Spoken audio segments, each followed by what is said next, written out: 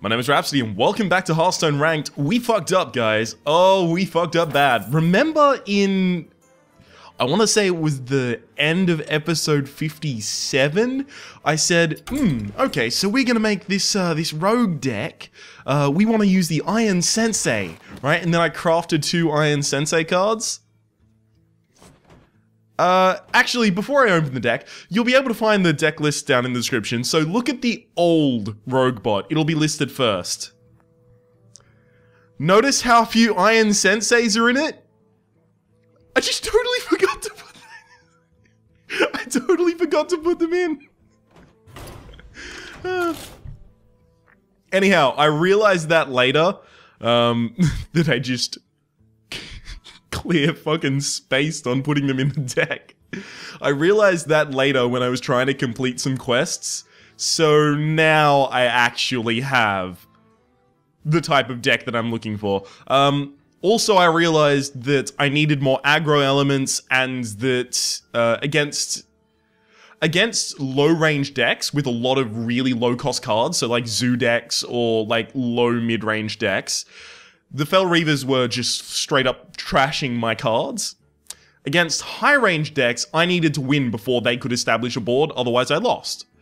So it seemed like ultimately the whatchamacallits, the Fel Reavers weren't doing an incredible amount for me.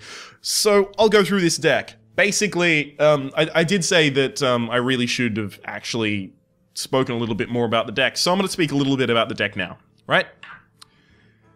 This deck is a rush mech deck, right? It's about controlling your opponent's board through spells like Backstab, Blade Flurry, Eviscerate, Sap, mostly, and then, you know, utility out of SI7 Agent. Also, Deadly Poison and Tinker's Sharp Sword Oil fit into this category of controlling your opponent's board with your weapon. And then overrunning them with minions, right? Especially when you can get Iron Sensei to start buffing up your cheap minions like the Clockwork Gnome, because Clockwork Gnome goes from a 2-1 to a 4-3. The Annoyatron goes from a 1-2 with Divine Shield to a 3-4 with Divine Shield. That's, like, a 3-4 with Divine Shield would be worth maybe 4 mana, 3.5. I mean, actually, think about it like this, right? The fucking, what's his name? Silver Moon Guardian, right? He's a 3-3 with Divine Shield and he costs 4.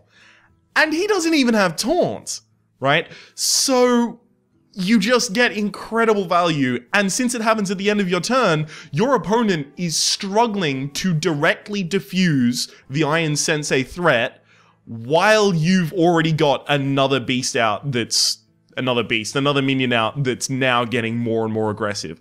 Also, the Goblin Auto Barber is, again, about controlling the board. So I'll just go through the rest of them. Cold Blood, it's about surprise lethal, and it's about diversifying your threats. So if I have, say, a Micro Machine that's going nuts, like we've got the Micro Machines down here, at the start of each turn, gain +1 attack. If I got one of these that's going ham up in this bitch, right, if it's going like 14 attack or something stupid like that, I want to put Cold Blood on something else so that the opponent has 2 now huge threats to deal with, right? No matter what I put Cold Blood on, as long as I've comboed it out, it'll end up with 6 damage. Right, unless it's a Annoyatron with it. But yeah, it'll end up with 5 damage at the very least. So now he or she has to take care of Micro Machine and my other threat. Right, so now board clear only is the thing that does it.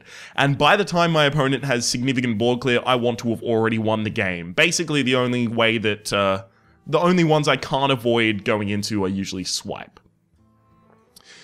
So that explains the Cold Bloods, the Deadly Poisons, about control, the Clockwork Gnomes. These are all just cheap minions, cheap, efficient minions, especially since the Clockwork Gnome can come out for free when you cast a Mech Warper. So the Mech Warper, your mechs cost 1 less, you cast a Mech Warper and then 2 Goblin Gnomes on turn 2. You've already overrun your opponent. Leper Gnome is just in there because, well, I didn't really have another really low drop, and I like the idea of having another low drop in there because If your opponent deals with it with their hero ability, they slow down their tempo and then you can develop your board. If they don't deal with it with their hero ability, you get to use it to make efficient trades. Blade Flurry, board clear. Eviscerate, surprise damage to the face or board clear. Sap, all about saying, look, that one card, that one trump card you have, that Sludge Belcher, that Hogger, that... not Hogger. That one huge taunt or one huge problem for me, that's just... I'm going to deal with that next turn. Right, back to the hand. Annoyatrons are in there to protect some of my other more important things like the Mech Warper, like the Iron Sensei, like the Micro Machine, like Jeeves occasionally, and also there to be buffed by the Iron Sensei. Goblin Auto Barber, as I explained, is all about buffing my weapon so that I can make the trades using my weapon rather than my minions currently on the board. Mech Warper is just mech synergy. Micro Machine... I'm looking at taking one out. I mean, the thing is, Micro Machines, in constructed at the very least, often get dealt with on the first turn they're played, so they're a 2-2, right?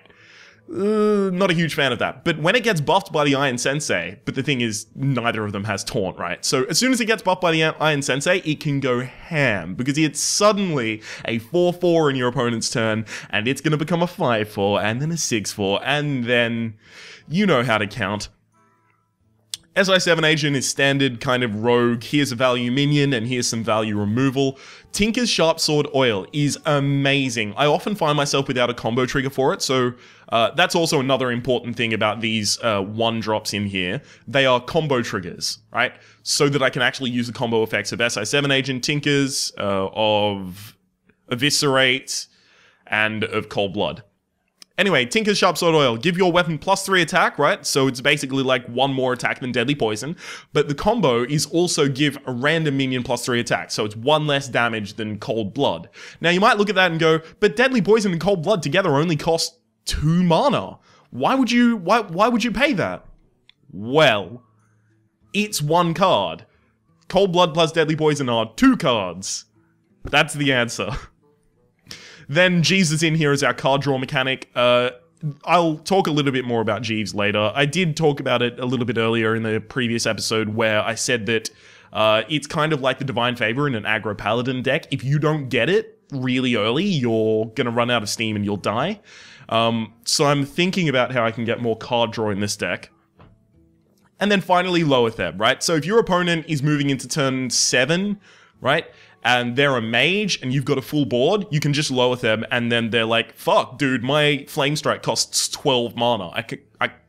You win, right? So if you can kind of visualize what your opponent is going to have at most times, you can find a really opportune time to play Loetheb to stop your opponent from dealing with your board in a way, and then just run all over the top of them. You can do it on turn 5 against a warrior to stop the brawl, you can do it on turn 4 if you have the coin, or if you're... You can do it when you've got a developed board and you want to stop the swipe, unless it's turn 9. Yeah, all really good stuff. I quite like it as is. It has been quite successful in casual play, because I've had to, resort to playing a lot of casual games so that I can get enough gold to continue my my arena series. So don't worry, you're not going to miss any ranked progress. We've spent 9 minutes talking... Shit! Whoops, I spent a little too long talking about the deck. I was a little overzealous about that. So, what? This episode will go for 30 minutes, alright? There'll still be the same amount of games, likely. Especially because this is a faster deck than the previous one. So, hey, we might even get to 20 minutes and still have 3 wins. I'm hoping to have 3 wins. Daedalus the Paladin. Quite like the name, Bruddy. Bruddy? That's buddy plus brother, I guess. Clockwork Gnome is okay because, again, if he has the hero power to deal with it, not only is he going to have the hero power to deal with it, but he has to wait until his summoning sickness wears off on his turn so that he can attack into my Clockwork Gnome, so I can get 2 damage in before that.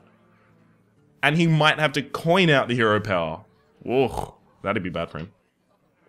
So I've got some pretty good removal. Now I'm relying on drawing into my Iron Sensei or drawing into a lot of low-cost cards and then Jeeves so I can just keep refilling my hand. If this guy is an aggro paladin, I'm gonna be pissed. But I'm also going to have a low hand size most of the time, so he's not going to be able to get too much of a valuable effect out of using the Divine Favor. The light protects me. Yeah, but I can remove that with Backstab and my Hero Power.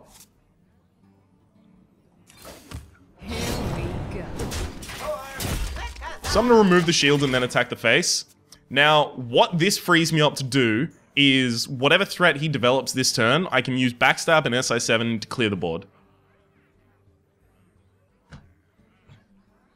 Also, I get a spare part out of this. That's actually really important to note. The Clockwork Gnome gives you spare parts added to your hand. Oh my god. The spare parts are amazing. They really are. I mean, not when you look at them as cards, but when you look at them as like tiny little blocks of utility.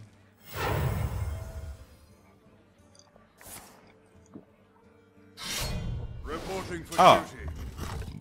I wonder if this is a Quartermaster deck. Well, I'm not a huge fan of my opponent having threats on the board. Especially when it looks like his whole plan is populate the board and then turn that population into winning the game. Now, the Quartermaster is a 2/5 for 5, if I recall correctly, on terms of its stats.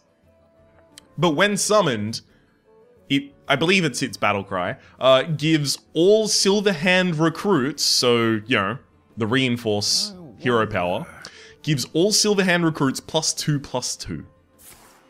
Yeah.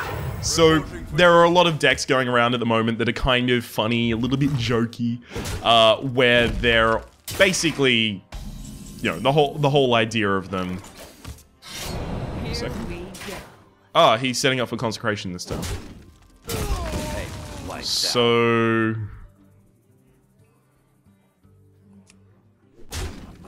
I can't play the Micro Machine, otherwise he'll Consecrate, clear my board, and then I have no minions and I just have removal spells.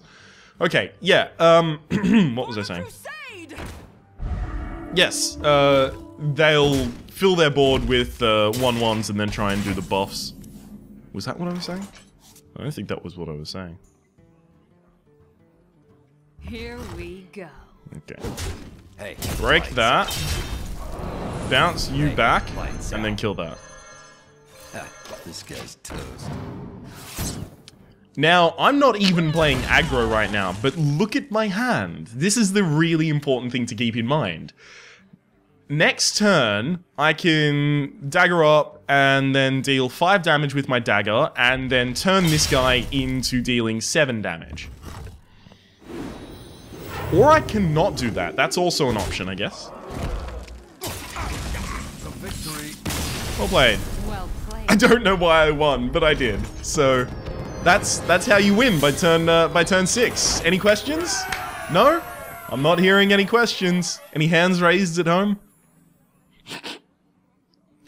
I don't know what his hand was like. His, hers. Dang it, that's something I need to really detrain myself of. I don't know what their hand was like, so I can't tell you if that was the correct decision. But since they did it, whee! I don't have to care about anything, right? I got my 10 gold, I got my first win. It's good enough for me.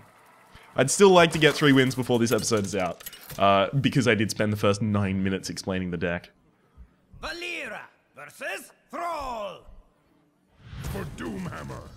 Watch your... I'm not a huge fan of Micro Machine, especially because this dude right here, this Shaman bro, as tentative as I am to use that word, has a Stormforged Axe, which he'll hit it with.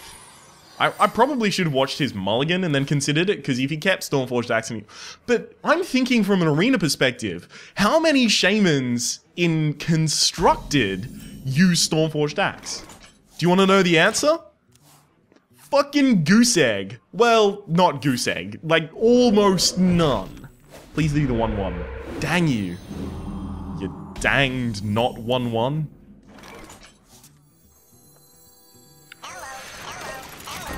I don't want to coin out an SI7 agent just to deal with that when the SI7 agent has 3 health, which means Rock Biter Weapon kills it, which means Lightning Bolt kills it. Those are the 2 things that kill it.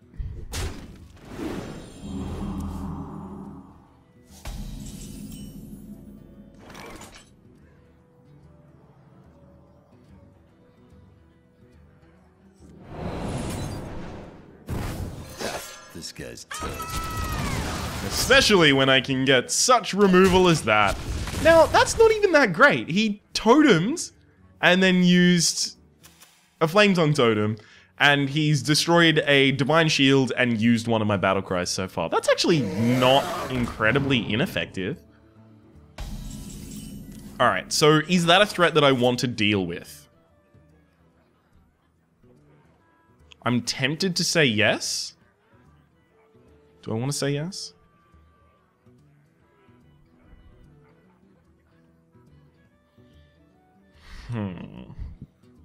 So many options.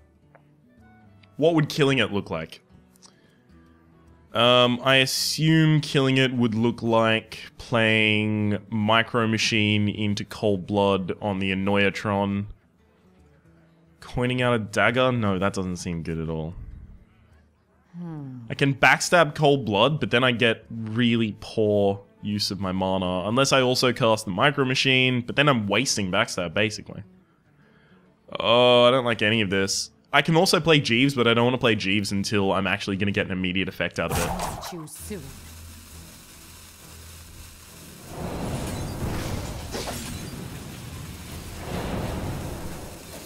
Hey, lights. I changed my mind! Alright. No Lightning Storm. No Lightning Stormeroni. I changed my mind on the fly, decided that I wanted to keep the 2 health, because 2 health and 3 health are roughly equivalent, except for the fact that this guy has Taunt and the other one didn't. Against a Shaman. But the problem now is that Forked Lightning and Lightning Storm clear my board and then leave me with basically nothing. As high as a voice as I can go. Yeah, absolutely nothing, actually. Oh, there's the Rock Biter Weapon I was talking to you about. So I guess what I want is a 1 mana card. Ah, excellent. Good work.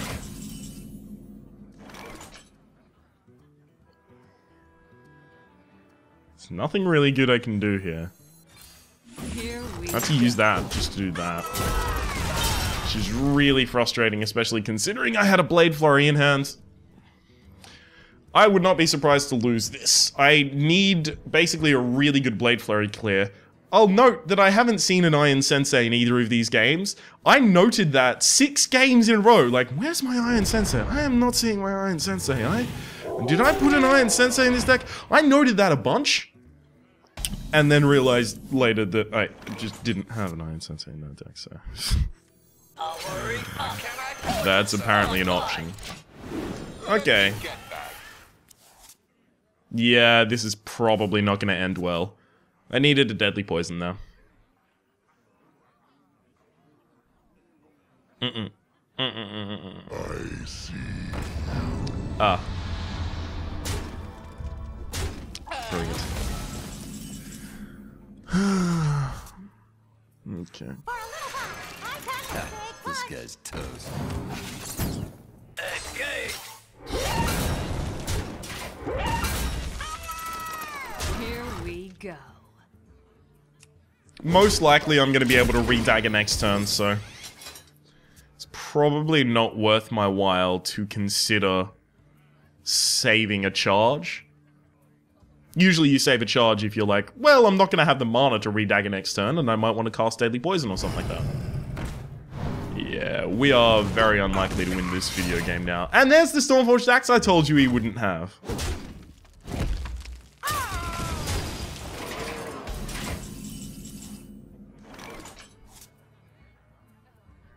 Okay, I'm gonna stick it out to the ends.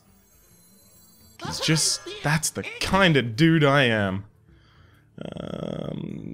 I can't really send any of them back to his hand without losing the game.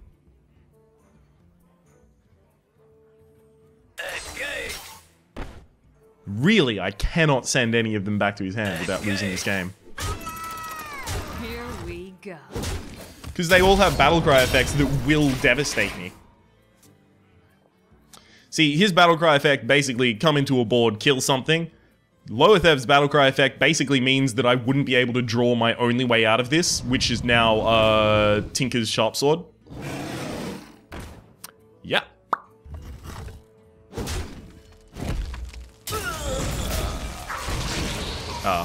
If you kill that... Oh, I need Tinker's Sharp Sword right now. Are you fucking kidding me? I had a card that would win me the game as well. It exists in my deck. 4/4, then Blade Flurry. Would have won me the fucking game. So many. Now I'm just salted. I am salted, you fuck nugget. Here we go. Dare you do this shit to me? Did I say 3 wins? I meant 2 wins and a loss.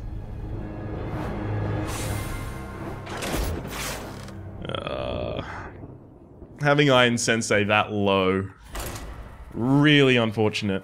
I have played enough times with this deck to know that there are things that should be happening that aren't happening, and things that have happened that shouldn't happen. This is, what I'm saying is this is not a good sampling size 2 matches to judge the deck on.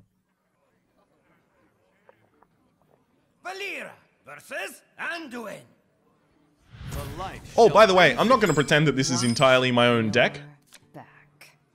A lot of this came from stuff that I found on the internet and cobbled together. Ah, brilliant.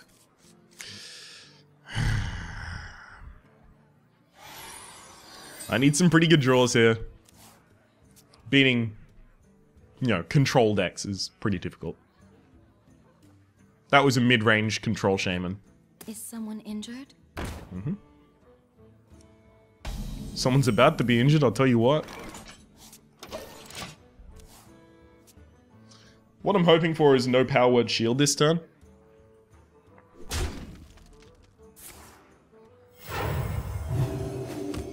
That's not gonna... Now, I will coin out the Deadly Poison for the simple reason that on turn 3, especially with no turn 2 play, I believe that he was going to play Injured Blademaster, possibly Circle of Healing as well to get the card and get a 4/7 out. And at that point, I'm basically fucked, because he's got card draw over the top of me and I really don't have much else.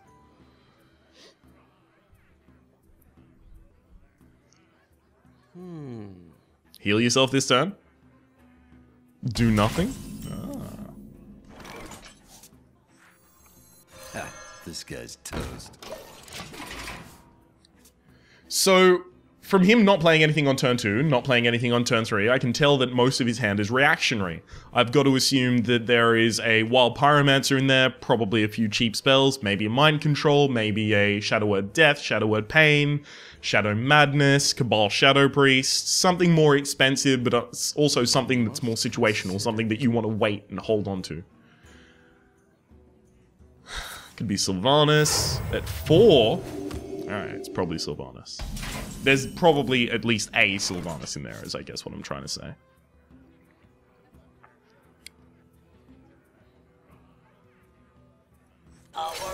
Here we go. Okay. Hey, lights out. Now, the reason I've done this is because next turn I want to be able to Leopard Gnome and then Sharp Sword Oil, so I can get the buff out on one of my minions and on my weapon, so that I can run active removal as well as... Circle of Healing? Someone injured? Yeah. Okay. Circle of Healing. Oh, Light of the Naru! That's a really good combo! In the light's name. But it doesn't get buffed, luckily. That is a really good combo.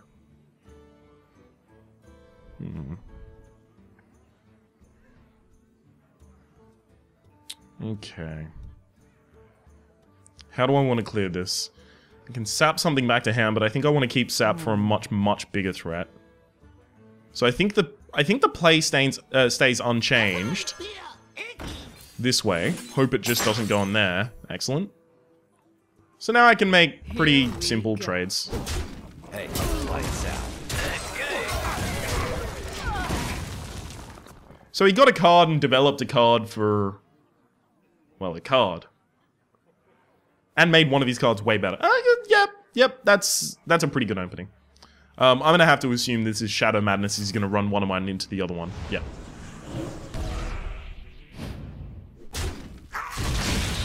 See, this is like super strong control.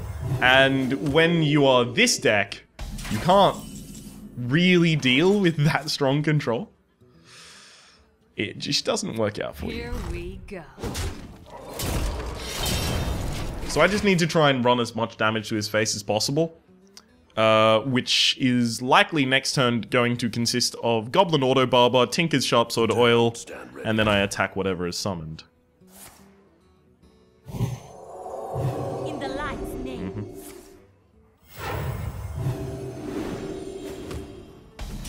This is absurd. Okay. Here we Then go. I'll use that to kill that, and then eviscerate this dude.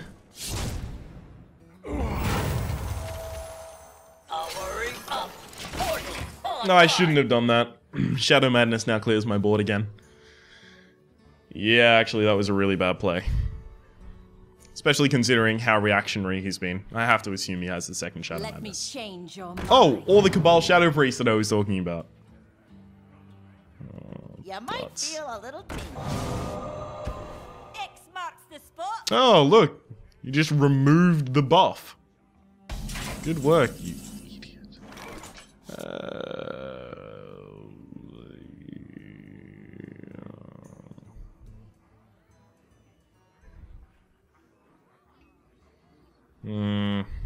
Here we go.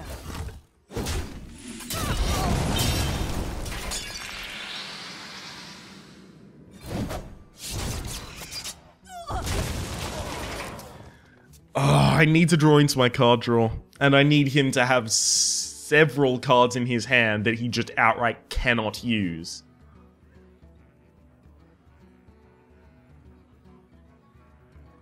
I don't like any of this. Oh no. How did it all go so wrong? On my watch as well.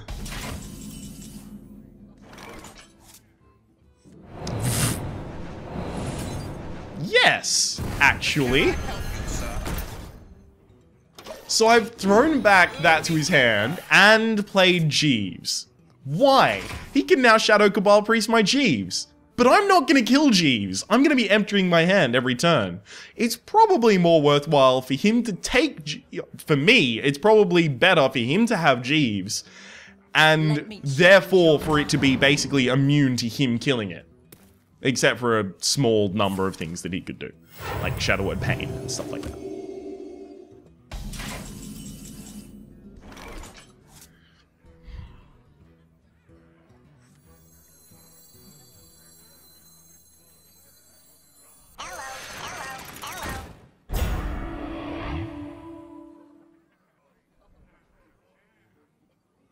So I want to develop this. I can kill that.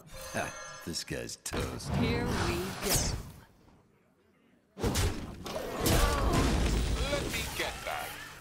Thank you, Jeeves. I was wondering about how many cards I could get out of my hand, but that would just be wasting a backstab to use it there. Let me change your Of course.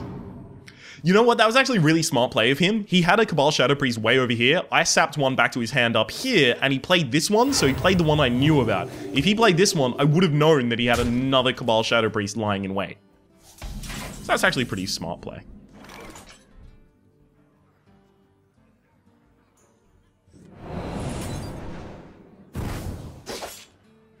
Here we go. For a little while, I got a big punch. I should have, yeah, done that before I developed that, but whatever. Hey, lights out. The only way I can now deal is by drawing so many cards that I will just win the video game. So now it's all about me just trying to beat him down. I can't make trades anymore. He's got way too many cards on top of me. No matter how many cards I draw, holy Nova, shit. Well played. And from the direct left of his hand. Okay, so.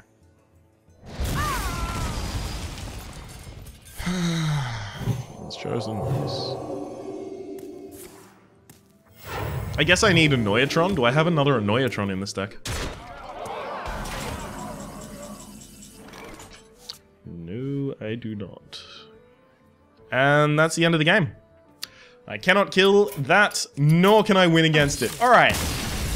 So this is a really shitty sampling of it. I would recall all of your focus to the first game, where our opponent conceded after it looked like we were gonna lose. Huh.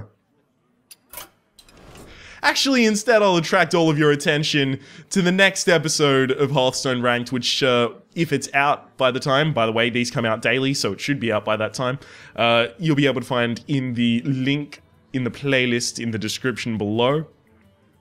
Hopefully you've been enjoying yourself. If you have, please click like. It does help me get people watching these things that I do. We'll see you next time.